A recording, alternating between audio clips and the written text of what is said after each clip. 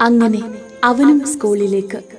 തുമ്പിയും പൂമ്പാറ്റയും കളിപ്പാട്ടങ്ങളും വിസ്മയം തീർത്ത ലോകത്തു നിന്ന് അക്ഷരങ്ങളുടെ അപാരതയിലേക്ക്, അധ്യയനത്തിന്റെ പുതുതലത്തിലേക്ക്.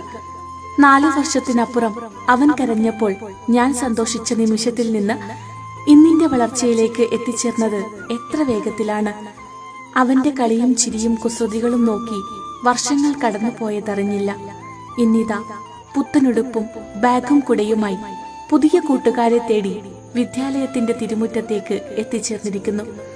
അച്ചമ്മയുടെ അനുഗ്രഹവും വാങ്ങി അച്ഛച്ചനെയും അമ്മമ്മയെയും ഫോണിൽ വിളിച്ച് സംസാരിച്ച് പ്രവേശനോത്സവത്തിലേക്ക്. പറഞ്ഞറിയിക്കാനാകാത്ത അമ്മ മനസ്സിന്റെ അനുഭൂതിയോ ആനന്ദത്തിന്റെ നിർവികാരമോ എന്താണെന്നറിയില്ല. എങ്കിലും അല്പനേരത്തേക്കുള്ള ഈ വിട്ടുനിൽക്കൽ അനിവാര്യമാണ്. ജീവിതത്തിന്റെ പുതിയ വഴിത്തിരിവിൽ അവൻ വളരട്ടെ, നാളെയുടെ നല്ല വാഗ്ദാനമായി.